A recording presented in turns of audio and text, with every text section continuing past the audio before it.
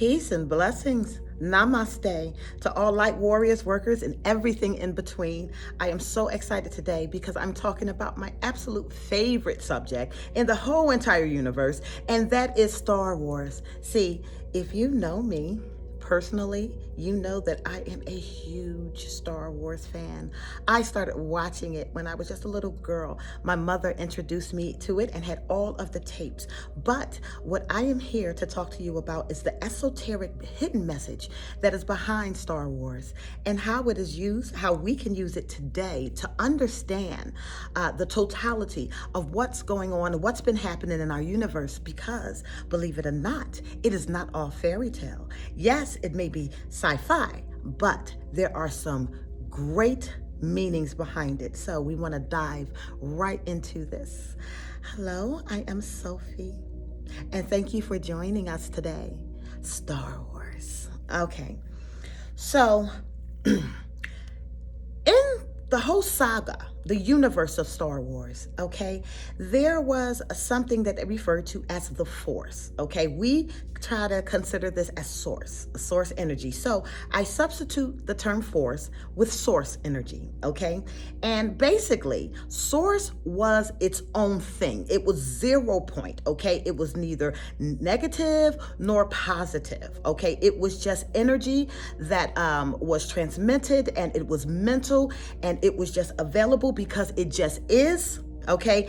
And we like to refer to this point as Ein Sof, okay? The mental realm of the universe that is self-existing, okay, and just stands on its own, and that anybody has the ability to tap into this energy, okay? Once again, it is neutral. It just is. It exists, right? So the story of Star Wars was teaching us about this when they were talking about the Force. May the Force be with you. May the Force be with you, right? We identify this with being source energy. May it be with you. And during the earlier days, when it came down to, you know, what the Force was, there was something that they called metachlorians, okay? And what the metachlorians was a certain levels of energy that was harnessed in the body. And depending on what galaxy or what universe or what planet you came from, there were some who were already born Force sensitive, okay? So what would happen was these children who were being manifested or brought into creation that had a high level of metachlorians, okay, were being targeted, and they were being identified. And then they, when from a very small age, was being taken to Jedi temples, okay? And they were trained in the ways of the Force. And what we're talking about being trained in the ways of the Force is really dealing with how to manipulate chi energy, okay? How to use it to heal, how to tap in to this source energy to move, to create, to even fight, to defend, okay? It's the ability to be one with source energy, okay? And it's energy healing, it's energy mojo, it's all of that, okay? They were able to perform lots of feats, just understanding how chi and energy worked. So young children were targeted during that time, and they were taken away from their parents at a very young age. And then they started to be trained in the ways of the Force, okay? And these were done in the sacred Jedi temples. These children were considered very highly advanced, and they came from all types of ethnicities, walks of life, and consciousness. And they were all groomed together. And one of the core teachings of the Jedi, which they consider the light side of the Force, okay? The light side of the Force. One of the core teachings that they were learning was detachment, okay? So in order to be a Jedi of the light, you had to learn how to disconnect from your emotions. Why? Because it was always taught that emotions would lead you to the dark side. So we did not harness anger, fear, even love. Okay, we just learned, or the Jedi temples and the Jedis just learned that all they had to do was detach and become one with the Force. All right. Now, on the opposite spectrum of that were what they considered the Sith, or the dark side of the Force. Okay. Now, the Sith also had the same abilities, but they used their emotions to actually fuel their power. So they embraced their emotions and they were led by passion. Okay. And they did not believe that anybody should be void of emotion, but instead that they can use that type of emotion, that raw energy, that raw anger, that raw passion that will actually fuel their powers and make them a lot stronger. So two factions started developing from the Ein Sof. This is the positive or the light, and then there was the negative, which was the dark. Okay. Now, what's interesting about these stories is that they're rooted in truth. Okay. The midichlorians is what they're referring to, is what we refer to as mitochondria DNA or mitochondria. Okay. And this is residing in your cells, and it's what gives your cells energy. And the more sensitive, okay, your energy fields are, the more tapped in you can be with source energy. Okay, it's kind of like activating meridians, and now you learn how to be tapped in with source energy, and you can learn how to heal with energy, and you can learn how to get your divine knowing and downloads and all of that from within, right? So both of these terms are relative, okay? One is rooted in sci-fi, but one is rooted in reality. And there are children who are born during this time with this heightened level of mitochondria DNA, pineal gland opened, and they are special children, okay? So we have that going on today in this world as well. So it's not all sci-fi, right? So what do we learn from this? Two factions came forth, okay? One was void of emotions and attachments, okay? They were considered the good guys. These were considered the light beings. And the opposite spectrum of that were the Sith, and they fueled their passion. They fueled their emotion, and they grew power and strength over that because they did not deny it. Both factions thought that they were in righteous standing. Okay, and a lot of wars and issues started taking place between these two factions. The issue that people had with the Jedi Order was the Jedi Order always promoted peace, and they never really intervened until it was absolutely necessary. So those are the kings of hindsight, okay, because they didn't want to interfere with free will. They didn't want to cause wars or anything like that, and they just wanted to be peaceful, and they only engaged when peace was being threatened in the galaxy, but they were never proactive to prevent this from happening, okay? Now, the Sith, on the other end, understood this very, very, very well, how the light forces operate, which allowed them to go ahead and start wars and all of that because they knew that they would not be stopped by the Jedi. The Jedi would only intervene once it was already in motion. Okay, so the Sith did not like the peaceable manner that the Jedi was running the universe. Okay, when the Sith saw something that they thought was unfair or injustice, they immediately act. Why? Because they embraced their emotions. Okay, so when they did not like the way that the Jedi Order was running things, the Sith jumped in, okay, and created a huge republic to try to restore order in the universe. Okay, so one was more catered to free will, the other was more catered to law and order. All right. And once again, we understand that the Sith did not deny their raw passions, their anger, or any of that. They used that to give them power. Okay. The Jedi had the same power and at some points more powerful, but they used inner peace and calm to fuel their power. So when we follow this whole entire story, what we start to see is how some good ends up turning bad, some bad ends up turning good, and you get to see the perspective of both, okay? And why balance was absolutely necessary because, truth be told, neither one of these factions were 100% correct. All right. And I'm going to walk you through this so you can understand this and gain clarity on why this saga is so important to your walk. And it's not just sci-fi. It's not just science fiction. It's something that is necessary for you to understand.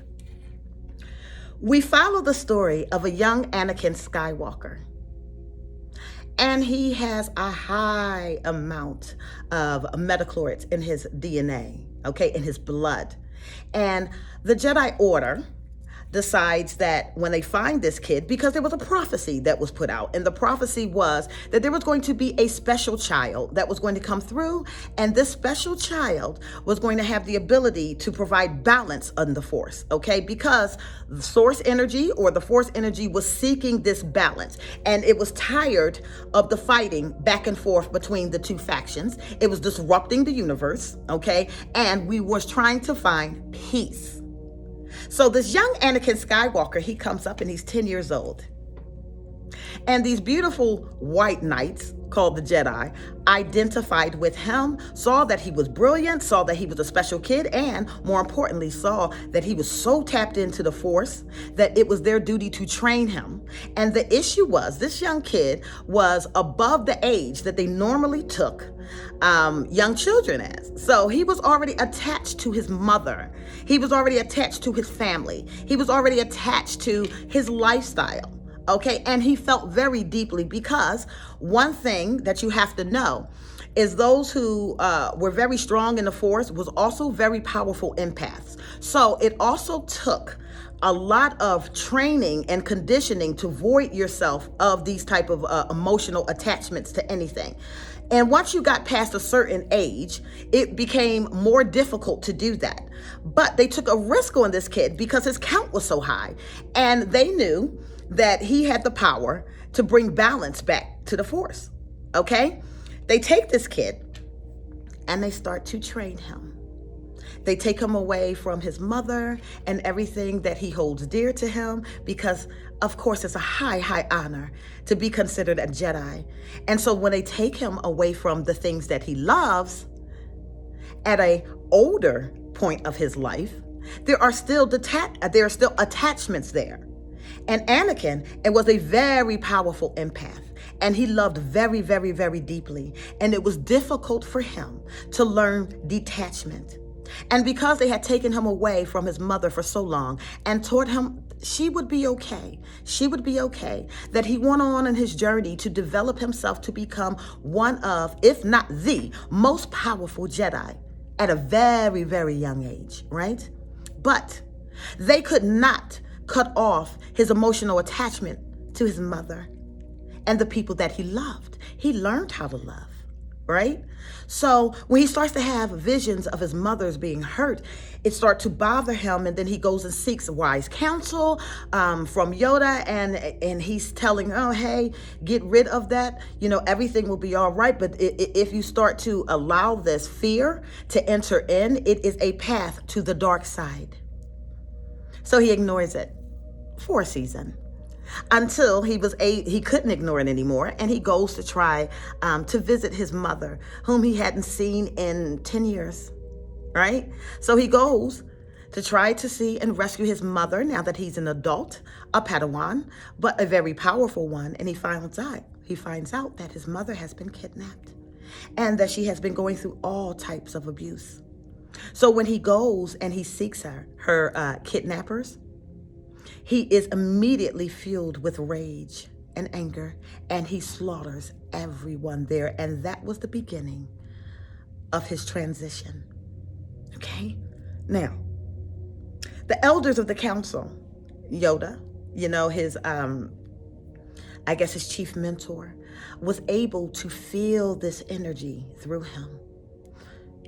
It broke his heart because he felt Anakin's heart breaking.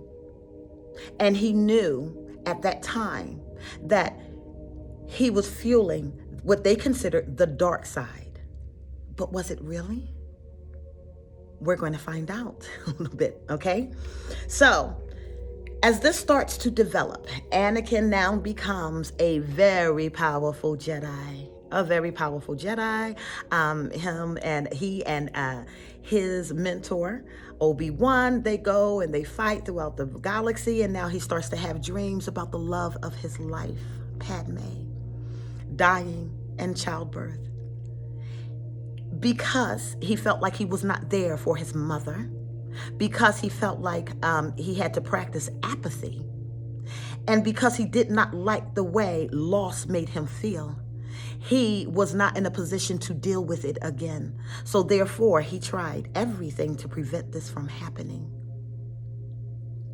because he couldn't embrace his emotions. And when his emotions finally did break, it fueled him with anger and hate. Now, in order to prevent the love of his life from dying, he partners with a Sith Lord that he's not sure is a Sith Lord right now. But the coaxing, the priming, the grooming, and informing him that, hey, there are some practices in the dark side that one would consider corrupted or unnatural. And there are some Sith Lords who were able to bring people back from the dead and stop death itself, becomes appealing to young Anakin Skywalker because his love for his wife, which was actually a forbidden marriage, by the way, but it happened anyway. The love for his wife was way more important to him than his loyalty to the Jedi Order. Why? Because of his empathic nature and his way that he can feel. Okay? And because of what it is that he can feel, he did not like the feeling. He was trained all of his life not to have these attachments, but he could not help himself. Why? Because attachments and emotions are natural. It's not about the emotion. Again, it's about what we do with it, how we process it, okay? That either heals us or fuels us. So, he finds himself attaching to a Sith Lord with all good intentions. Remember when we had the discussion that sometimes we do the right things for the wrong reasons, and sometimes we do the wrong things for the right reasons. And in his mind, this was a wrong thing, but for the right reasons, because he could not deal with loss. That was a part of his abandonment issues. All right. Now, we follow Anakin going down this dark path. And from his viewpoint, the Jedi Order is evil. Why is the Jedi Order evil from his standpoint? Well, number one, because they were priming children at a young age to detach and to not have the expression of their own emotions. He also felt like things were being neglected. As a matter of fact, when he first brought these concerns about his mother, if the Jedi Order would have acted right then and there, some of this could have been prevented, but they did not. And instead told him that he must learn to detach from his emotional state. And the Jedi Order was operating in this for a very long time. Anakin, as a powerful empath and very powerful with the Source, could not deal with it. He wanted to seek to preserve life by any means necessary, even if that meant selling his soul. Pay attention. So, he sells his soul and he becomes very powerful in the Sith Order, okay? Right underneath and right next to Emperor Palpatine, who has his own ideas, grandiose ideas on how the galaxy should be run. And he does not believe in the oppression of the Jedi. He believes in law and order, and he thinks that the Empire is the only one that can bring that, because the free will, frankly, wasn't working. There was no law. There was no order to it. So the Sith come in. They infiltrate politics. And they bring about law and order by any means necessary, even if that means getting rid of the Jedi Order because they do not agree with the Jedi Order. This is considered the dark side of the Force, right? So they go on, they conquer, and they go on conquering. And Anakin is now turned to Darth Vader. And if you were one that followed all of this, you knew every time you heard that theme song, dum, dum, dum, dum, dum, dum, dum, dum, dum, you got excited. And you shouldn't have gotten excited because this is a bad guy. But there was something about it. There was something about it that made you empathize with what was going on with him, that inner turmoil. Okay? That inner turmoil. How do we choose love and then be void of the emotion that comes along with it? How do we ignore our own emotions, our own passions, right? What we feel is right. And how does that lead us down a very dark path? So we're watching Darth Vader fight with this because now he's looking at the Jedi Order way differently. You failed my mother. You failed my wife, and you hid things from me, and you taught me not to feel. And feeling is necessary, right?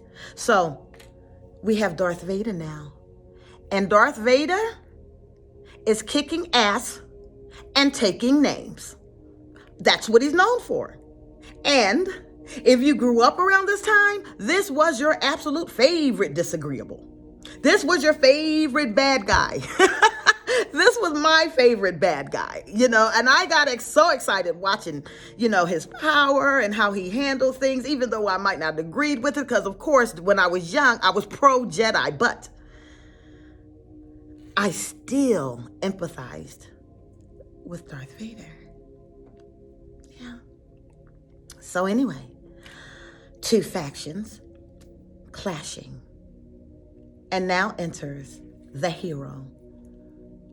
The hero, the son, that was actually born from Anakin, aka Darth Vader, but hidden from him, so that he could be trained in the ways of the Jedi, because he had also a high level of midichlorians in his blood.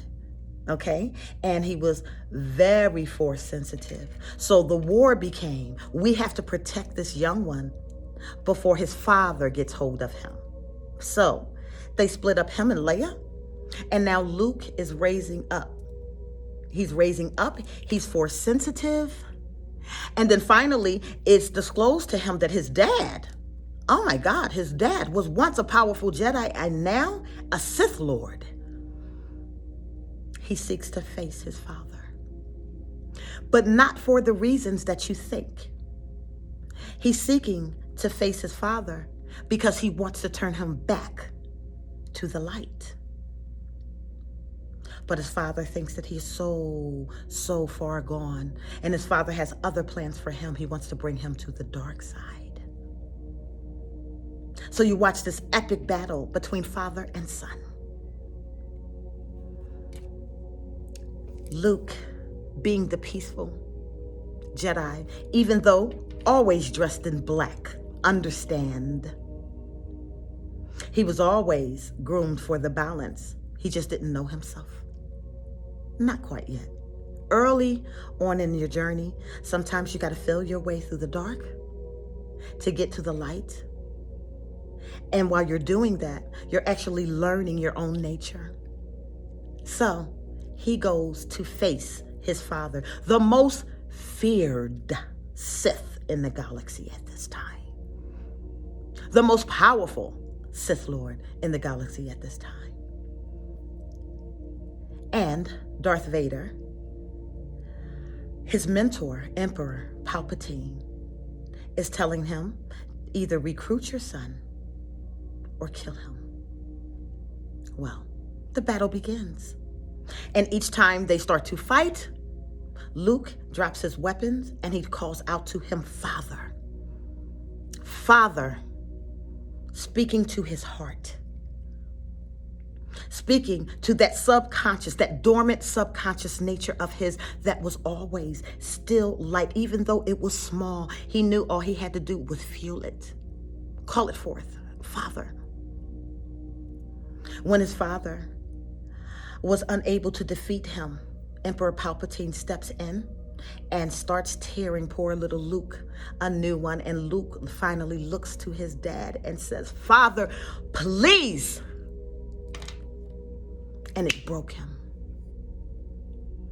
And now Darth Vader takes the Emperor, throws him off. He saves his father in the end, because love always wins. See? What is the message behind this? We'll get to that in a minute.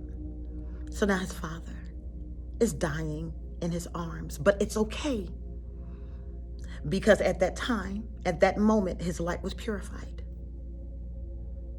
And he recognized who he was once again.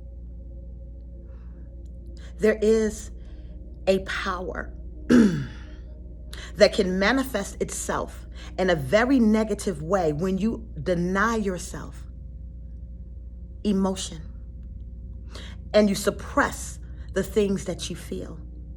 When it starts to surface, sometimes it's not good. So instead, we allow the emotions to manifest. We identify with it and we transmute the energy that wasn't taught during that time. So now, later on, okay, Darth Vader is defeated. Kylo Ren, his grandson, is now in charge of a new empire. But the new empire is not really new now, is it? It is the same empire with a new spin, because Kylo is trying to raise himself now to be like his grandfather in power with the dark side. And once again, there is another fight for the galaxy. Kylo Ren is fearful that he could never live up to the power, the authority, the might, and the fierceness of Darth Vader. And now he's being used as a puppet as well, with the same dark Emperor Palpatine that seeks to only use him for his power and control him. This is a part of Kylo Ren's journey that he has to self-realize. So what ends up happening here? At the same time that this young man is being raised, there's a young woman being raised too. Her name is Rey. Rey does not know that she is connected with Source in the way that she is, and she too was also hidden from the Emperor. Rey, born desolate, broke, but had a fire in her that she only could tap into once she was pushed by Kylo Ren. Kylo Ren has his own epic battles mentally with his own duality, because he is half light and half dark. Okay, he's half light and half dark. Now why? Well, Kylo Ren was of the Skywalkers. He has Jedi blood, but his consciousness was of his grandfather and Emperor Palpatine. So we watch a split, we watch an inner turmoil. Even when he had to try to kill his own mother, he could not find himself to kill his mother, but he did kill his father. Meanwhile, Rey is just trying to survive. She is captured by him. He attempts to do his his Sith mind tricks on her, and it taps her into Source, and she becomes aggressive. She pushes back. He realizes, oh my God, she's one with the Source. She's one with the Force, and she doesn't even realize he's not stronger than her.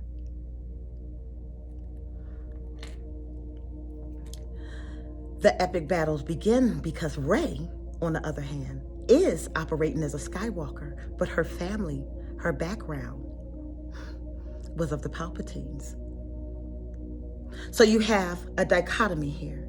You have one that is operating in darkness that comes from the light, and you have another that is operating the light that comes from darkness. And this teaches you that it's all about your free will. It doesn't matter where you're coming from. It doesn't matter what your DNA is linked to or your lineage. You have the choice. And it also teaches you that you have the ability to tap into this source energy on your own, because it's available to all. So we're watching the Force awaken, okay? Here comes a heroine. Now, up until this time, most of the stories revolved or evolved around the males. And now enters in the divine feminine. She's the one to bring the balance. And she's fighting with all of these males. Some are on her side, but she seeks to save Kylo from himself, because she alone and with his mother were the only two that could see that Kylo was tormented and torn. And every time they faced off, both of them were trying to bring the other one to the other side of the coin. Kylo sought to have Rey rule with him in the galaxy, and Rey sought to have Kylo turn back to his light and rediscover who he was. They had battles, they had discussions, but a love was developing between these two factions.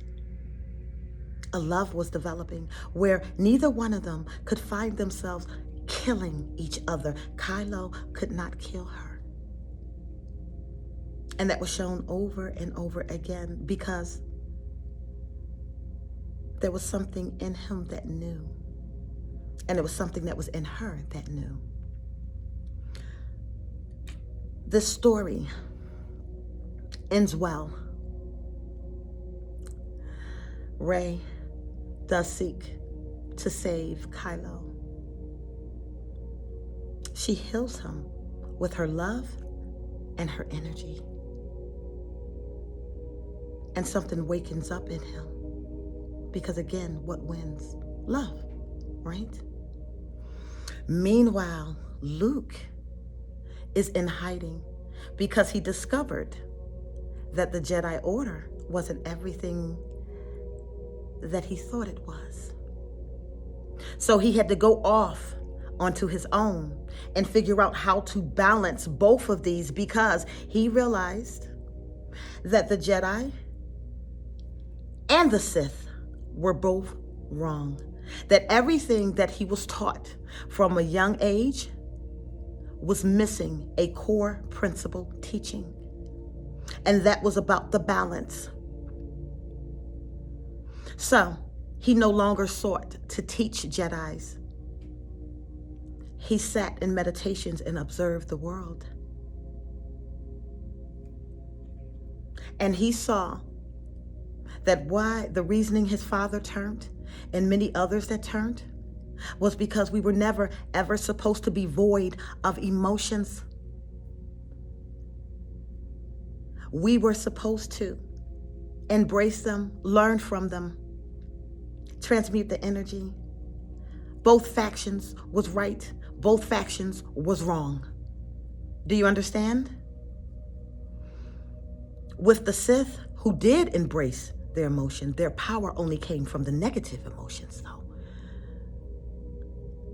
They needed to learn inner peace and be harmonious with Source, which they couldn't do it when they're only fueled by passion and anger. Yeah. Rey was able to harness both. You see her when she's angry. And when she's angry, you saw her power. But you also saw her power when she grieved and when she loved. That is the power of the divine feminine. And that is what the saga is teaching you. How to find the balance and still stay in the light. When Luke finds out that everything, this pious attitude, this nature of avoiding basic human emotions. How do you void yourself of love? It is necessary. Rey shows that when she heals Kylo. And then Kylo, he returns the favor. And when he resurrects, when he heals, he is a totally different being. He fights alongside of her. And they both destroy the Emperor right before he dies. His energy was transmuted too. He purified his light. But look what all had to take place for them to get to this point. Rey was showing you the power of the divine feminine.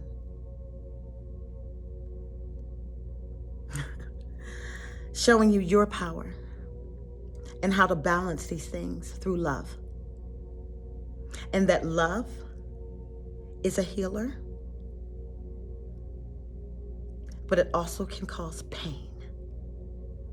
And you have to be able to identify with both. When it causes you pain, you use that pain to heal and better yourself.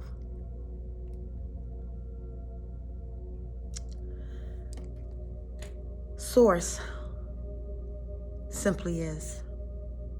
There are those who identify with only its light.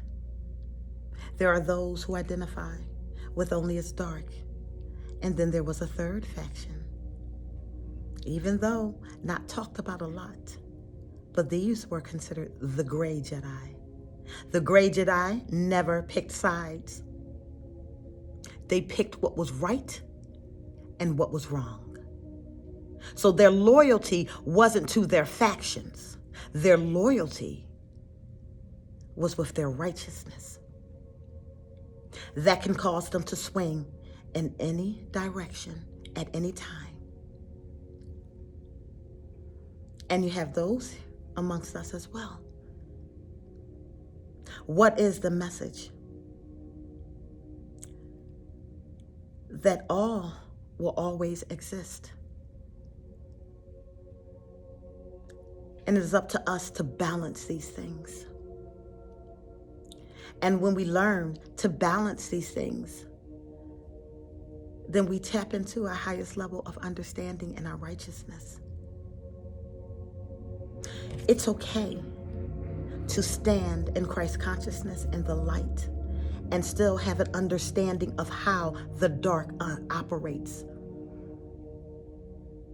because it makes you wise. And we are to be wise as serpents, gentle as doves. Yes. We're in the era of the balance now. The saga taught you from beginning to middle to future, where the force awakens in all. And all have the ability to tap into that source energy and draw from its light or from its darkness. Why? Because it simply is. It is your free will. But if you see the stories the way that I see the stories, the only thing you can see is the happy endings. Who actually balanced the force? Was it Luke and his self-discovery and the training of Rey to become a powerful Jedi and to face herself the same way that he had to face his biggest fear, which was turning into his father?